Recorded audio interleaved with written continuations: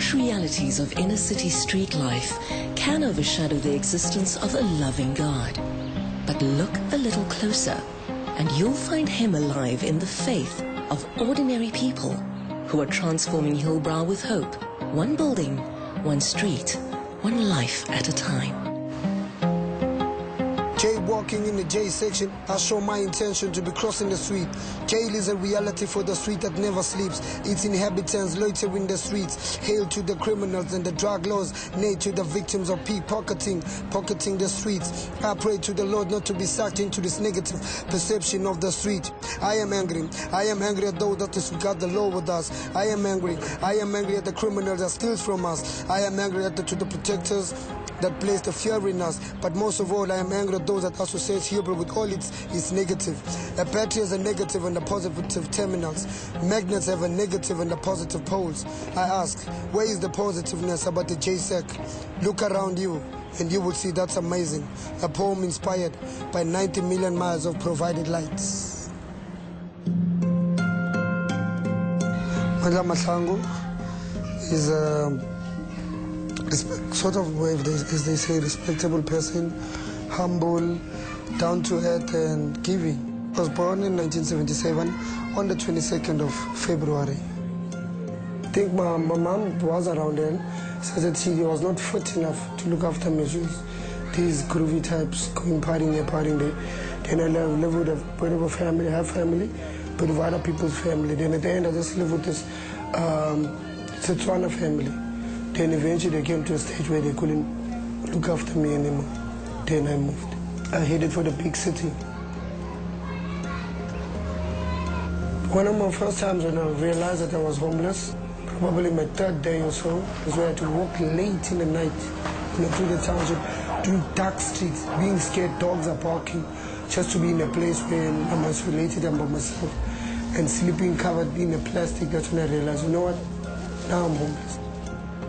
But then it was rough, especially in the night. In the day and night, we were running away from thugs and also cops, because they will arrest us. Then they will take us to the police station, then take you out in the morning after a few lashes.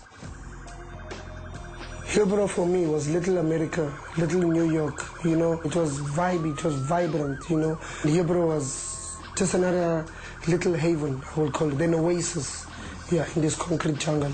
That's what Hillbrow was for me back then. But as years went by, Hillbrow became darker and darker for me. The cloud became bigger and bigger over Hillbrow. It's often here in Hillbrow where people are swallowed. They are literally swallowed in the belly of the beast through what's happening around, through crime, prostitution, all the negative things you can think about, drugs, unemployment, poverty. And that is influences that swallows people's well-being.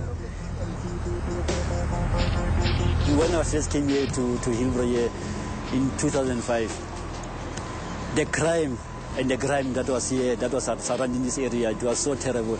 You would get mugged during the day, 4 o'clock in the evening when everybody was coming from work, and nobody would do anything about it. Even like now, I know some of the people that I grew up with, they will tell you the system failed me. Being a criminal, it was a status. It was a state of mind, I would put it, for you to rob, for you to be in jail. And people knew, when I'm in jail, I get 2 meals a day, I get a nice bed, I can actually watch a big screen TV. Hey, man, it's better than that, because at least in jail, I can get this and get that and get that. Yeah, sometimes I can starve for a day. Yeah, I know, I eat twice a day. I can use a cell phone and what, so it's best in there. There are people who come out of jail today, tomorrow, they are back. I know many people associate Hillbrow with some bad stuff and everything, but you find that 99% of the people who stay here, they are normal people who are coming to Joburg looking for better opportunities. That's what Hillbrow is for me. It's a community. As people entered these communities, those at the bottom of the economic ladder soon discovered that good accommodation was out of their reach. If the people who get somewhere, a home that is safe, secure, affordable and private, if they get it based only on those who can pay on the current model, they won't be safe in their homes. Now, this is not only a South African problem, it's a worldwide problem. 22 cities were filmed recently as cities being subjected to abnormal levels of crime. It's not crime. It's crime that is born from when human beings don't live in good ways, in good relationships. It should be the national endeavor that as many people as possible, that all the economic resources should be focused on city building, on placemaking for as many people as possible in our new South Africa. For people who absolutely normally, men, work seekers, some women, come to the city and find work in the day as security, car guards, washers, selling food on building sites, whatever it is. These are not vagrants. These are people needing a place to stay in the city. This burgeoning demand for affordable accommodation led to a downward spiral of abuse and neglect, and an inner-city housing crisis that needed some innovative answers. The more I read, the more I see that in times in history there have been Christians who have become reformers, who have not only read the scriptures and said, okay, I have my personal salvation sorted out. They realized that they actually need to transform the environment in which they live. You know, you get guys like Martin Luther, who, I mean, he did major transformation where he opened the scriptures up to the layman. Or William Wilberforce from the 1830s. He just believed, he was a strong Christian who said slavery is wrong, and he dedicated his life to getting slavery abolished. There was another gentleman by the name of Henry Lanant, who in the 1860s, he was walking past a battle between Austria and the French. You know, in those days they used to pretty much line up and shoot each other. And he noticed people just lying injured, and there was no plan. Cut a long story short, he started the Red Cross and the Geneva Convention, because he knew that this was wrong, it was unrighteous. And in a time like this, where the economy is falling apart, where politics is a joke, I think it's time that Christians stood up and said, you know, God has given us answers and solutions. They're there. We should be able to come up with solutions to modern day problems. You know, the Bible wasn't written for 5,000 years ago, it's also written for today. Mandla's story is not unique. Poverty and broken families leave many youngsters displaced, and the search for shelter, food, and a sense of belonging is often only found on the streets. I stayed with my peeps, and then from time to time, let's say for this year, I will stay with this family members. I'll go stay with my granny, another granny. I'll go stay with my granny's sister, probably my kishini. So I move from place to place, and every time I move from place to place, from one house to another house, the rules are different. In them, I think they should have actually, like, taught me, like, hey, because I don't think I actually had that time to sit with some manangbonis, understand? You know, everyone had their own thing, so I also ended up living in my own world.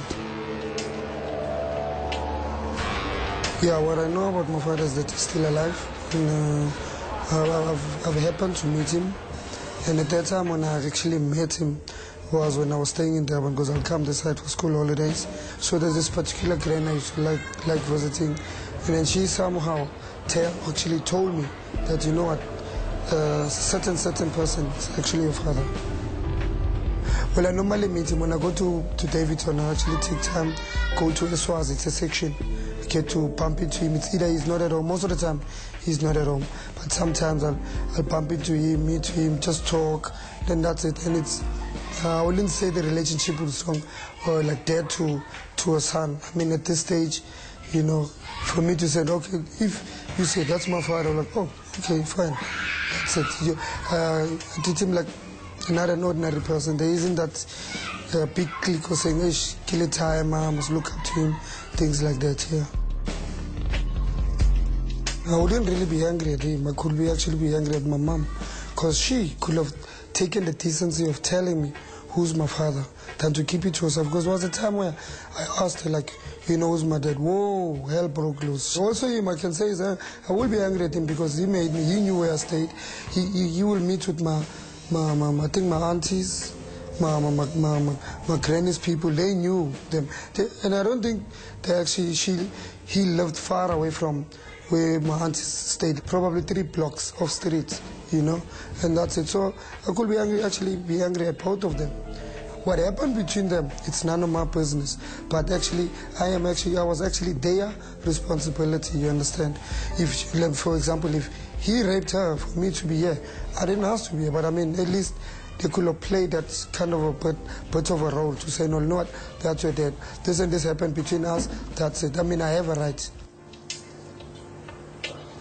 So eventually I came to a point where I decided, you know what, that's it. I'm just going to hit the road. And by then I was already what I can call it street smart. How I started actually to really stay on the street was I went on the way back from town. It was late, taxis were finished. And then we normally take a train, Umangobe. And I think we missed the last train. Then I said, okay, it's fine. And then I slept with some boys. And then eventually I knew, okay, if it's late, I know where to sleep. And then it just hooked like that. You said, okay, you know what, I'm going to live on the street.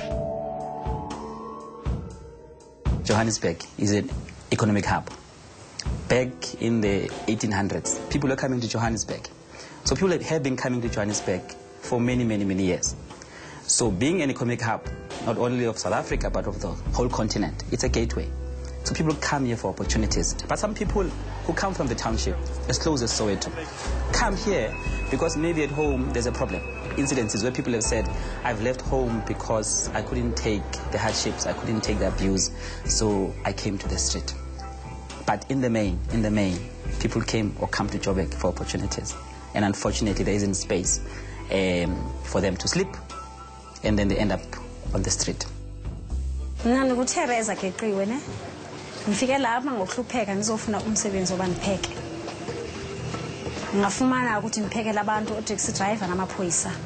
Bangisupporta ke stile kwaze kwalana. Ngifike la kukubilana eHebrew ngoba beningayijwayelanga. Kodwa ke umngane wami wangichazisela ukuthi hayi mama hambe uyozama xa uphele umsebenzi e-restaurant before. iHebrew vele bingekho right eqala. Be corrupt.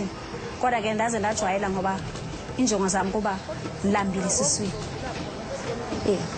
iHebrew safana kodwa ke shame ndenze umuntu ngoba mina ngize na right vele manje abantu labami bafundile ngayo le caravan.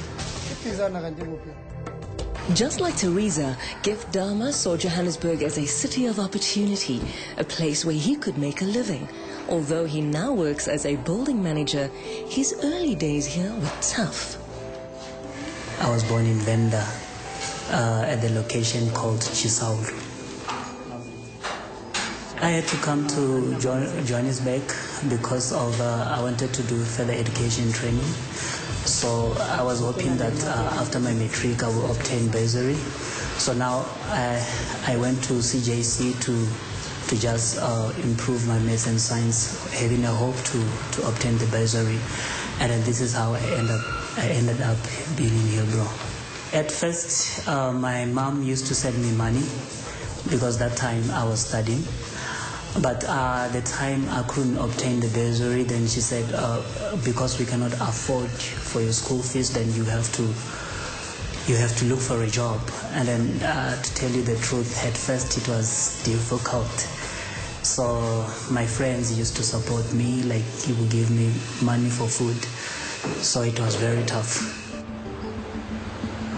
I think when you come to Joburg, having the roof over your head must be the first priority, because you know when you don't have a proper place to stay, it will affect you everywhere, whether at school, whether at work.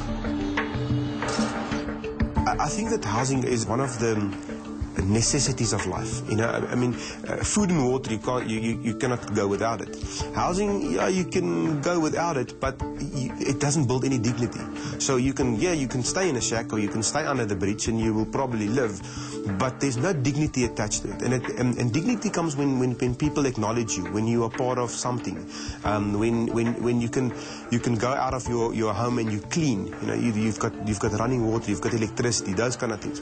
When you take somebody's home away, you really take a big part of him away.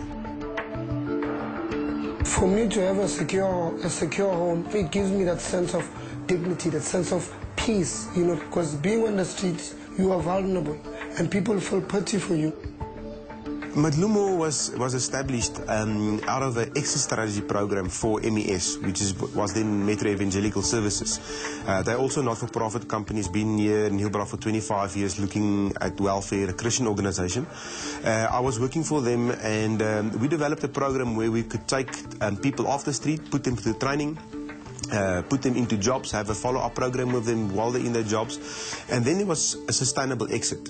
A couple of years after the program was launched, I found some of the boys that I've trained back onto the street, and we couldn't understand, so we did a bit of research, and we found that one of the main reasons is, although they went into jobs, the main reason was they didn't have accommodation. So they went back to stay with their friends, maybe in a dilapidated building, maybe in a shack somewhere, and there was a process that started all over with drugs and etc. So we said, well, let's go and find accommodation, and we looked in the city and we couldn't find accommodation for the entry-level workers.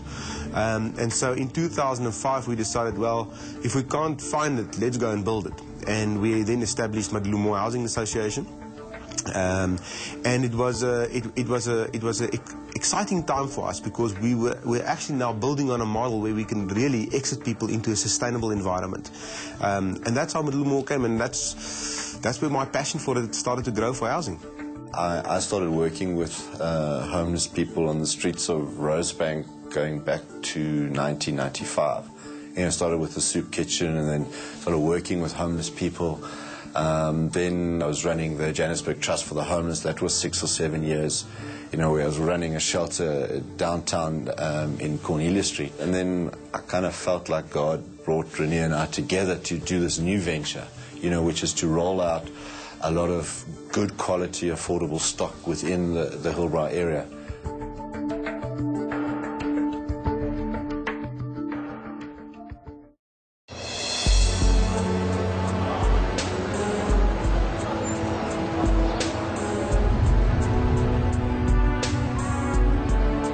The exposed nature of street life inevitably leaves the homeless vulnerable to many dangers. For Mandla, his route to surviving these pitfalls had 2 key milestones: finding relationships of trust and calling out to God for help. Hillbrow sometimes swallow the vulnerable.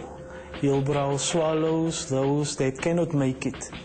And at the end of the day, you'll find people dying without their families knowing that their relatives have passed away. We will move as a crew. That was one thing. As a street person living and sleeping on the street, you'll always move in groups back then, because once you're by yourself, you're a target. You're a target to thieves, yeah? Because most thieves knew that once you're a homeless person, you are bound to have money, you know, because everybody feels sorry for you. They give you coins, they give you 20 rand, 50 rand, whatever, you know.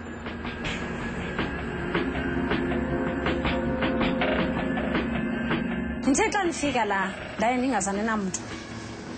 Abantwana ndafika la kuba bandibiza nje ma-oledi, abantwana bahlala esitratweni. Ndixakekile ukuthi ndizokuncedwa ngubani, or xa ndiye shop ndifuna something ke. Bakhala nje ma-oledi, hayi sokunceda ma-oledi, indawo ezininzi siyazazi. Eish, abantwana ndibathembanga. Ndibanike i-20 rand, hambe uyothenga ubisi. Ndibanike i-50 rand, hambe uyothenga ama-takeaway. Hayi babuye ne-change ne-slip. Still kuze kwangoku bendithi manje ndifuna ufakela umntana wam osesikolweni imali asebhenki. Manje ndiyakwazi ubhala, hayi mama ndiyakwazi ubhala. Hambe uyondifakela imali, it's 1,100 rand. Babuye ne-slip uyifakela imali yakhona. Ngabona mase abantwana bathembakele lapho. There's a lot of things. You are exposed to a lot of things in the night in Hillbrow. You will see things that you wouldn't see, you know. But there was gangsters, there was pizza boys, there was patchy boys, there was ninjas. You know, ninja was from downtown. And once you're in someone's territory, trouble. Now what you see on TV, they tell you mob thugs and what. For me, it's not from TV. It's things that you will see like this in real life.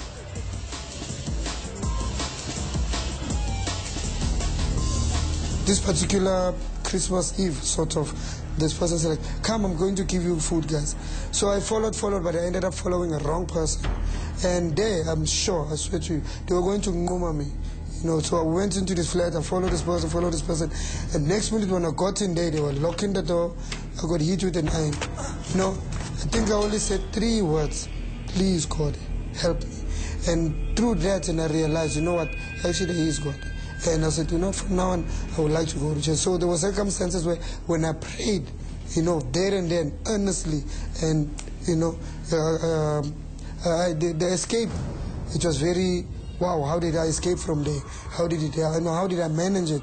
I couldn't, they locked the door, but I managed to run, they grabbed the door, and they killed the center, and I was gone. So from then I said, you know what, that's it. You know, there is God. Because when I pray for this, it happened. However, escaping the dangers of the street often only leads to other threats, in particular, corrupt landlords who control the only affordable yet derelict accommodation. The impact of homelessness on the Hillbrow community is overcrowding. Because there's literally lack of spaces for people to stay. In one flat, small 1-bedroom, 1-bachelor, you'll just find a room divider. 4 families will share the space. Children will sleep on the floor. Parents will sleep in the bed. So it's basically a problem of overcrowding. And with overcrowding, what also happened is that people started taking over buildings illegally, specifically dilapidated buildings. The reality was that up to sort of early 2000s, the majority of the type of housing that we wanted to provide was controlled by slumlords. You know, slumlords who, at the extreme, are quite ruthless. You know, who were completely abusing tenants. You know, if you were a day behind in your rent, you just got kicked out, and there often weren't bathrooms and toilets. So we felt the best way to combat that was really just to provide good housing that's safe and secure and properly managed. Through various things that happen all at the same time, we established Madulammoho as a non-profit organization. Madulammoho is a Sesotho word which means communal living, and I think that describes quite accurately the type of housing that we provide. So we provide rental accommodation for the poor residents of the city. Madulammoho's motto from we started was that it's not about bricks and mortar. When we did the first project, we got so bogged down with architects and about this and about that, and our vision was to say, guys, it's about the people who's going to live here. So in most of the properties, and if you look at a property like BG Alexander, when we designed it around that feeling about it's the people that's going to stay here that's going to lift up this community. Madulammoho's first project was the Europa Hotel, and it was a miracle project by itself. Europa is quite a landmark in Johannesburg. It's on quite a busy street. Back in the day, in the 30s, it built as an Art Deco building, magnificent building. But unfortunately, in the 90s, one of the local councillors bought the building, and he turned it into a brothel. Lots of child prostitution, lots of drug trafficking. Every now and then in a star you would find an article of somebody who was pushed off the roof because they didn't pay for their drugs. So it was a renowned building for all the wrong reasons.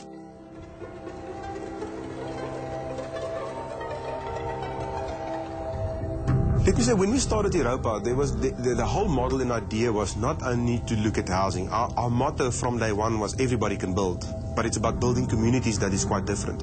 And so when we did Europa, our vision was to make a serious impact in the community of Hillbrow. So when we started in Hillbrow, there was a lot of hijack buildings. a whole lot of dilapidated buildings where there's no electricity, no security, no lifts are running, there's no water. People go down to the BP garage to go and, for the toilet. We go into those buildings and there's absolutely no dignity. Now that person that goes to work like that, he's got no place to shower, so obviously he will smell. Obviously he won't be that clean, and people will then react towards that. And so when we started with these buildings, we said we need to bring this primary need of somebody to have dignity back into community. People have been praying to have a decent place to stay in. Hillbrow was dilapidated. The crime was very bad. The crime and the crime was very bad, and people are. They believe in something. People believe in God. People believe in whatever they want to believe. And when they pray, they expect their prayers to be answered. And when they come here to Europa and they see something like this, then they believe that their answers have been answered. A good example of that is one of the guys that we've got. He started up in a shelter. He was living on the street, and we could give him a place in a shelter just to get him off the street. He then, because he was clean, because he could go to work on time, he got a promotion. He went to our transitional housing. He went into communal housing. He got a pay rise. He's now into one of our self-contained units. So he walked through this whole ladder. But it's because of you go to work in a different way. You meet and greet people in a different way because you've got an address. You've got a place. Somebody can send their post to you. At the time I was working as a security, I was staying at El Cairo. So it's just a room. It is a communal room whereby you share the showers, you share the kitchen and the toilets. So when I got the promotion to be a house manager, then I moved to a 2-bedroom whereby the bathroom is inside. We also have the separate kitchen. Have you not made a hedge around him, around his household, and around all that he has on every side? You have blessed the work of his hands, and his position have increased in the land.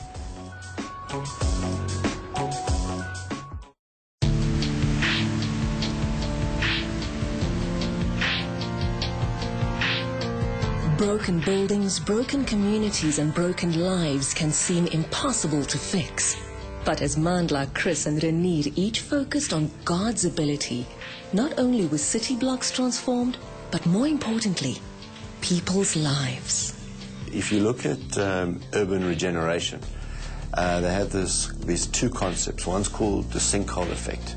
It's where you have a bad project and it somehow sucks the life out of the buildings around it. And I think Europa in the late 90s, early 2000s was like that. It sucked the life out of Hillbrow. It really was a bad apple. But then there's another term now called a ripple pond effect, which is where you build something excellently and good, and it starts having a ripple pond effect. We came here, the city helped us with the eviction to get all the people out. When they moved out here, they took every piece of copper, every pipe.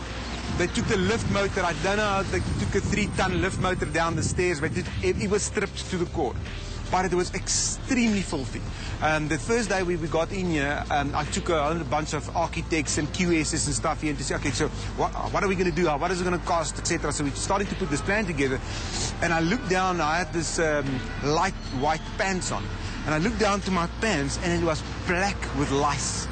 And I thought to myself, what did we start here, It took us 11 10-ton trucks just to take the garbage that was inside of this building, just to take that out.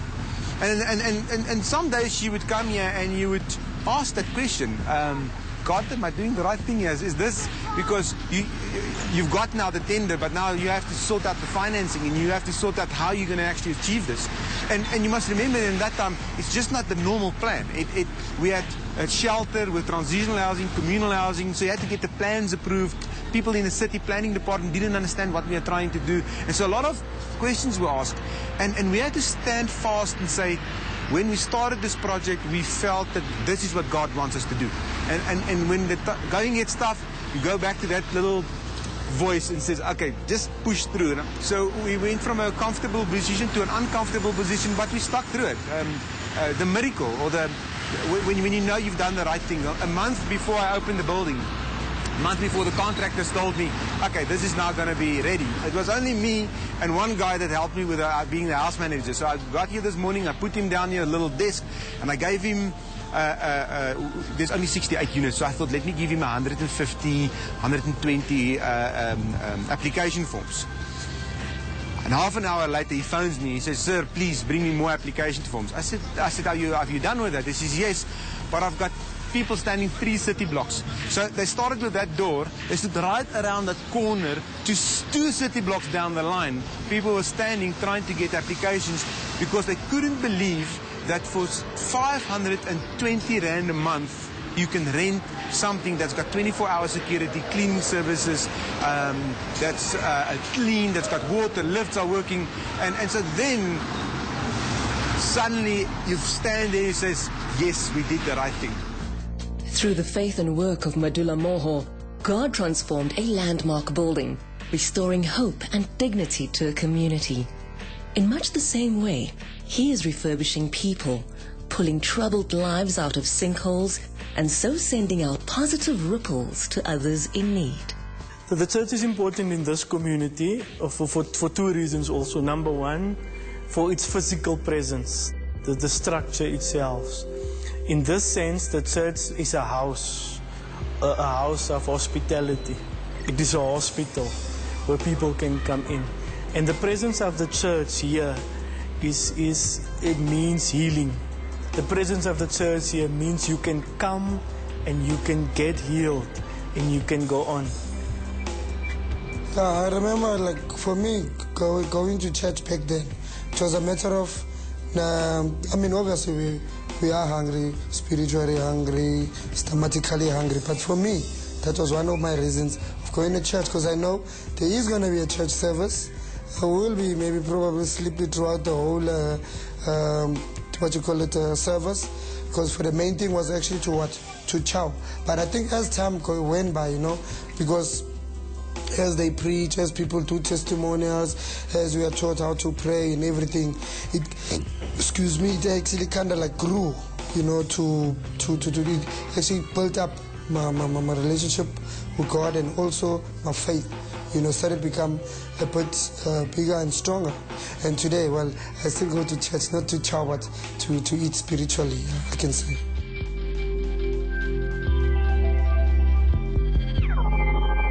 Nathi kodwa njengoba uzawufunda nje funda ucede ne uphathe isandla sa ngoba mina ngiyamhala umntana ofundile ngoba mina angifundanga. So I kind of like, wanted a better future for me, because I knew, like, okay, fine, I'm on the street, but you know what, one day I would like to see myself off the street. Then I realized that education, I think, is the key. Another thing that also inspired me was Mandela, when he inauguration 1994, when he says, "You are powerful beyond your measure." Those words stuck with me. And I realized, what, I think through education I can be somebody, I can be somewhere. There's one of the restaurants up here in Hillbridge, it's called Sonny's Pub. So one of the guys who was there in the pub, like the gate was closed. It was around 12ish in the night, and I was actually waiting there because they normally around 1 they give us supper or whatever you call it, midnight snack, whatever. So I was waiting for that. So the guy, that's when a 163210 or something like that came out. So the guy was busy flashing it, telling the lady how he's working as a manager, how he can replace it and buy it. And in my mind, have you seen those cartoons? You get those balloons, and then you get that globe, the idea. So I saw the cell phone, I thought about my checkbooks, thought about the things, so I grabbed it. And I ran, and they chased me. And I ran, and I ran, and I ran. There's a play where now there's Constitutional Hill. It wasn't Constitutional Hill, that's where we slept. We used to call it number 6. I ran there, they chased me. Actually, the funny part is that I'm running away from these people, and I'm running towards the police station. So they're like, yeah, I'm Musa got the police station. But just next to the police station, there's barracks. Say barracks, there's a passage over the wall into number 6, and they couldn't call it. It was very dark and kind of like dangerous. In the morning I woke up, I went and sold the phone at the Nigerians, went down to town, I bought the textbooks, and I was back at school. But though, those people actually, after some days, they got hold of me, They gave me a beating, So while they were hitting me, so I told them, but what did you do with the money? You must show us where you did. I told them, but I bought textbooks. So they stopped. Really? Serious? No, you're lying. I said, no, for sure. I am going to school. You can come to, here's my school. This is the things about me. You can come and see me, you know. And there was an uncle there, he's a good jazz person. He plays band chairs. I think what you call it, double bass, the big one. So he came to my school to put up around me. He came to my school the next day, and he really saw that actually I wasn't lying. I'm actually going to school. And then from then, him and those very same friends of his that hit me, they actually then started to, everything that I needed for school, they started paying it for me. You know, if we went on excursions with the school, I just had to tell Puta, so, and he always says, let me see your reports and everything. And I would show him, you know, how school is okay. And maybe on weekend, once a month on a weekend, you know, we'll go. It was like, yes, like you know, when a father and a child will go out, we'll go to the park or go where we wanna go. Anyway, out and anyway, when I go to the movies, sure. So you'll kind of like take me out and do that. And I finish my meeting. Now and then I bump into him, and he just also want to find out what am I doing, what's happening with my life. Yeah.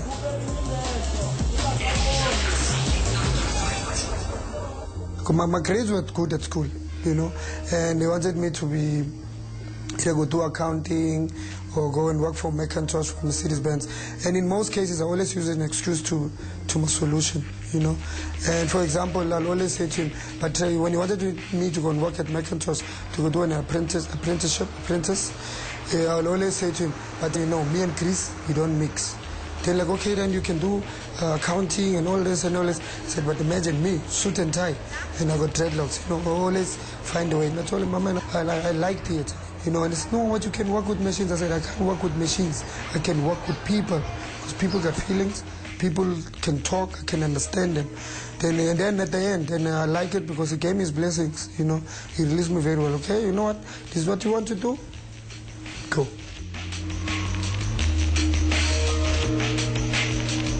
When I finished college, I think I probably lived on the street for a month, you know, because I kind of like, you know, come on, I can't have shelter for a year. Then now again, I must be back, you know, need a better life. So I went to stay at the Ronfontein. I worked. After 3 months, they still said to me, no, don't worry, you can stay here while you're looking for a job and, you know, get yourself a place. Then I worked for the Lutheran Community Outreach Foundation, and then I was looking for a place to stay, and then I think for a month or two, eventually I found a place. Then I moved out to Toronto, and then since then, that was it, kind of like a shelter.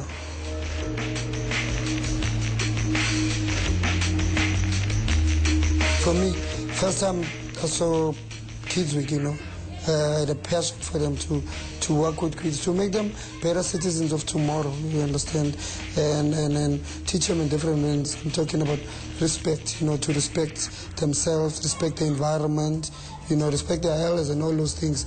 And I also learn from them, you know, from the kids, not to say me only teaching them. When it comes to the role, to say now, I'm probably playing that role where my parents couldn't really play that role of them parenting me. Maybe not. Maybe it will be or it wouldn't be. But for me, the basic thing is just I like to see them as better citizens. And also the thing is, most of them are coming from different backgrounds, so they kind of like look up to me, and everything that I've learned, everything that I've got, I try by all means to share it with them, you know, teach it to them. I've known Mandla for more than 10 years. I've had many experiences with Mandla, especially him coming from the street, growing up on the street, going through with all of his emotions and where he is right now. Mandla has had the ability to change his life around. And the key place that he came to was the church. And the church at the end of the day equipped him, gave him that skill to transform his life and to move on with his life.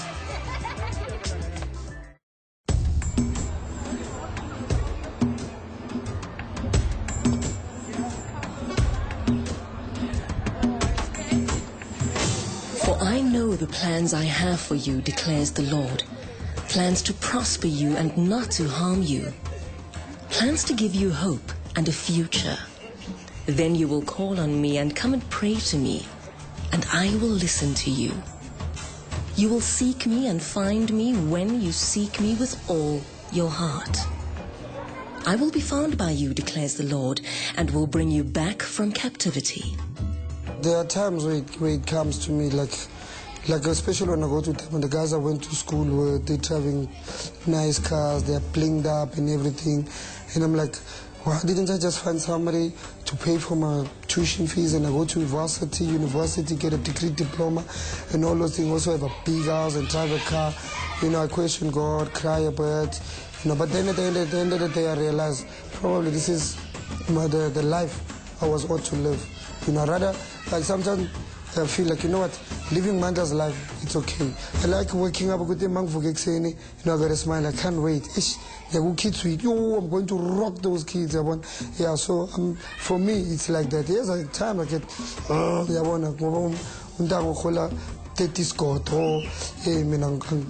telling you, 30 rand in an hour or a minute, and he's got 30,000, he's doing this. But then sometimes I'm like, it's just material things. But also I know spiritually, I'm rich. Mandla has a passion that is burning like a fire inside of him. And that passion is his ability to help other people. But that passion comes from that transforming experience which he had. And his message, which he always have, is, if it can happen to me, then it can also happen to you. If transformation can happen to me, then transformation can also happen to you. And it's that driving force that is driving Mandla. And Mandla has the ability to bring people closer to him. That kind of warmth. And I think I'm correct to say to equal Mandla to the Jesus character. The Christ character of bringing people closer and making sure when they leave they are healed at the end of the day. The joy that I find at least is that because I've impacted somebody's life. Not changed somebody's life, but impacted it, bettered it. There's like 4 young people. After I finished New Nation, after I was done with my matric, I bumped into 4 young people who were also struggling like the way I was struggling. One of them, I took them to a shelter. One of them, I took them to the New Nation school.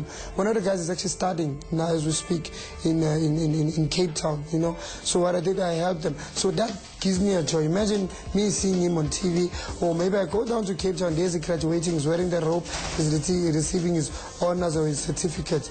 You know, at the end of the day I can say, that actually makes me proud, you know, it makes me happy.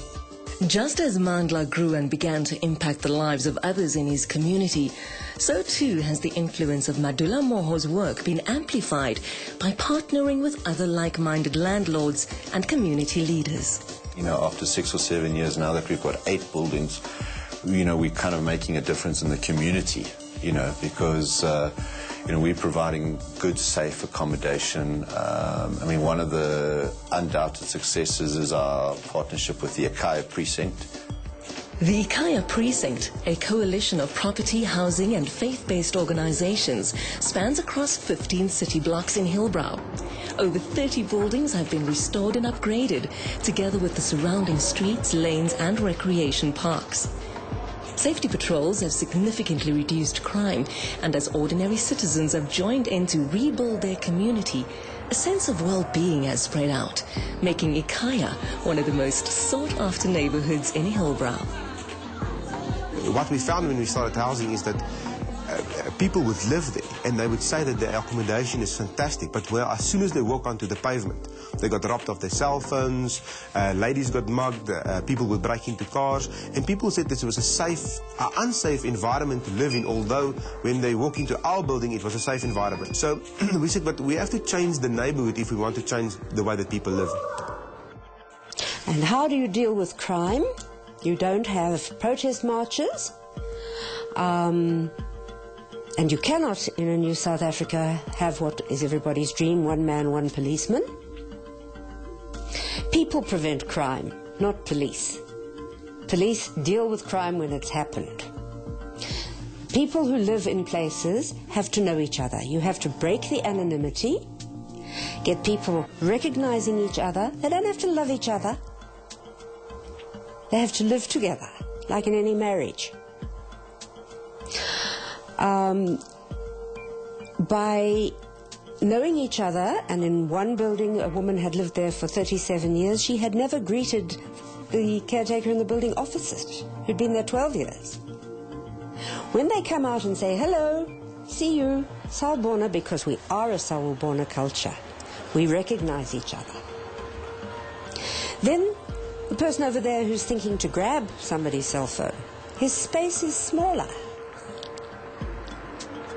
And you have to keep doing that, breaking the anonymity and building it up so you don't get rid of the criminals. You don't go into the hijacked buildings or that building because you don't like them. Tell them to get out, this is our neighborhood.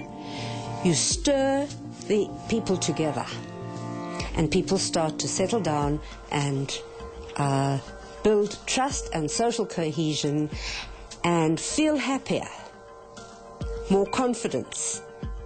And hopefully for me, they will not only become confident and empowered in the dignity of their lives, but they will also become responsible people and responsible citizens, because I cannot say more strongly than my own feelings. This is my city.